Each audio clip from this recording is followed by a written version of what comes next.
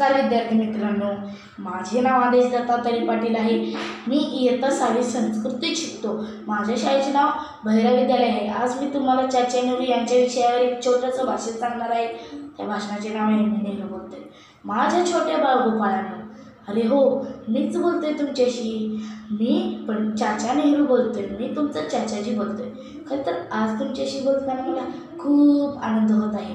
तुमच्यासारखी छोटी छोटी लहान मुलं मला खूप आवडतात। मुलांच्या सानिध्यात राहून माझा जीव रमतो।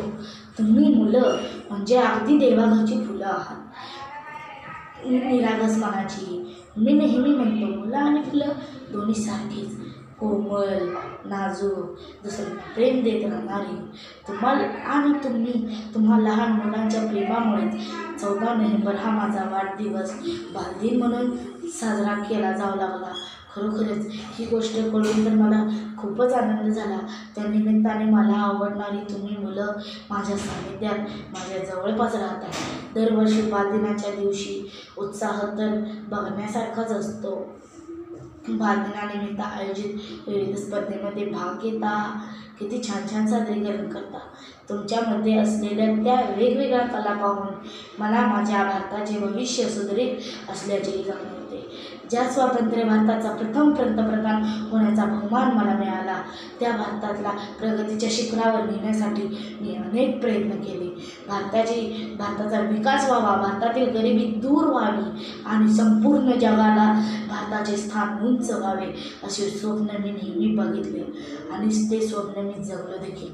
मुलांनो, आपल्या देशाचा अभिमान राष्ट्राभिमानाशिवाय कोणतीही गोष्ट मोठी नाही। त्यामुळे एक गोष्ट नेहमी लक्षात ठेवा की आपल्या देशावर नेहमी प्रेम करा। देशाच्या स्वातंत्र्यासाठी, विकासासाठी झगडत राहा, प्रयत्न करत राहा।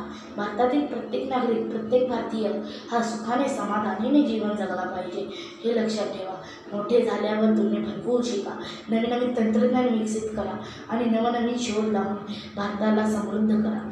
भारतात तयार कशी करता येईल याकडे सर्वांनी लक्ष द्या।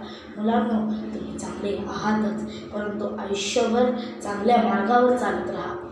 व्यक्तिमत्व तुमच्यातून झळकून द्या आणि यशस्वी व्हा। तुम्हाला तुमच्या उज्ज्वल भविष्यासाठी खूप खूप आशीर्वाद।